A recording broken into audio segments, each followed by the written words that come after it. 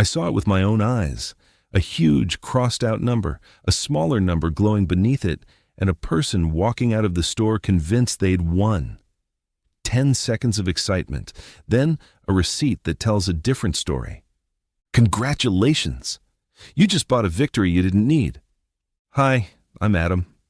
For months I've been tracing the little fake before numbers retailers put next to prices. What looks like a fair discount is often just a staging trick that makes a normal price feel like a triumph. Your brain doesn't evaluate the tag in isolation. It compares it to whatever number was placed beside it first. That first number becomes the yardstick. Retailers design those anchors deliberately. They create an original price that looks high, then show a lower price that is actually the real one. The goal isn't to save you money. It's to make you feel like you saved money so you'll pay. Feeling like you beat the system costs real money. A few weeks ago, my friend Maya wandered into a mid-sized store to look for a birthday card and left carrying a compact coffee grinder. The tag said, was $120, now $59. She felt like she found a steal. At home, she checked the model online and found it listed everywhere for $59 as the standard price. The $120? A fiction. The emotional payoff of seeing $120 to $59 convinced her to buy something she didn't need. Would you rather brag about a bargain for a minute or keep the $59 forever? Imagine you need a winter jacket and plan to spend about $100. The store shows 3 options: a plain jacket for $70, a mid-range jacket for $100 labeled was $200, and a premium jacket listed was $400, now $180. Suddenly, $100 looks reasonable and even wise. Most shoppers pick the mid option and leave feeling accomplished, except the store intentionally placed the higher was prices so the middle one looks smart. The anchor shifts your sense of what counts as a good price. Retailers are great at making the middle seat feel like first class. Online stores do something similar with list price or manufacturer's suggested price, crossed out next to the current price. Those crossed out numbers are often hypothetical figures nobody actually paid. You click and feel smart, except that the current price has been stable for months. The discount is stage lighting. The real price is what you see every day. The list price is often a prop, not a history. Here's the uncomfortable truth. Customers prefer the emotional rush of winning more than they prefer predictability. When one chain tried honest, steady pricing, shoppers noticed there was nothing to celebrate. Sales dropped. The market pushed the chain back to the theater because feeling like you saved is addictive. Do you want to feel smart at the moment, or actually end up smarter about your money? Let's do a simple calculation. Suppose you walk into a shop and twice a month you buy an unplanned item that looks like a bargain. Each item averages $50. That's $100 a month, $1,200 a year.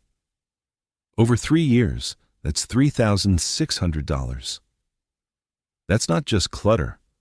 It's opportunity cost, mortgage principal, tuition, emergency savings, or an investment portfolio that never started because you chased theatrical wins. Small leaks sink big ships. Budgets are no exception. I run a small experiment on myself and the people around me.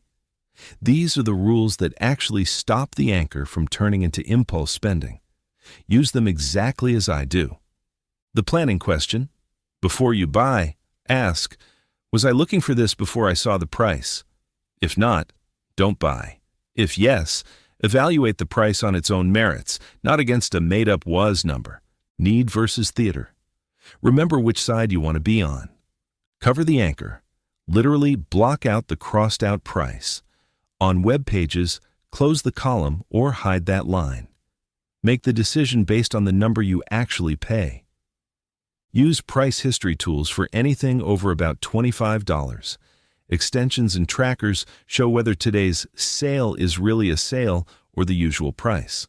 If a price hasn't budged for months, the discount is a set dressing.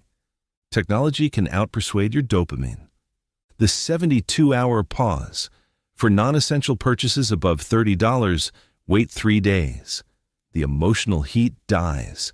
True wants remain. Very often, the item goes back into the maybe pile and never gets bought. Translate you saved into you spent. Reframe the language. When a tag shouts you saved X dollars, remind yourself you spent Y dollars. Savings are the money that didn't leave your account. Pre-commit budgets. Set fixed monthly allowances for categories. When your clothing or gadgets budget is defined, the anchor has less power to expand your spending. For big purchases, comparison is your friend. Check multiple sellers, check history, and only buy when you have context. Discipline beats cleverness in long-term money. Try one small experiment. For 30 days, every time you see a sale on something you weren't searching for, write it down and wait 72 hours. At the end of the month, count how many items you actually kept and how much you didn't spend. That number is what a single habit can save you. It's boring to save, but boring wins. You saw the trick. Anchors make normal prices feel like wins. You saw examples. Impulse gadget, coat ladder, online list price theater. You now have rules. Ask if you planned it, hide anchors, use tracking tools, wait 72 hours, reframe savings, and fix category budgets. The real discount is the money you never gave away. If you want more dissection like this, subscribe. I make breakdowns of the little traps that quietly eat your savings. In the comments, tell me, what's the strangest thing you bought because it looked like a bargain? I'll pin the best ones. Don't let a sticker decide your future.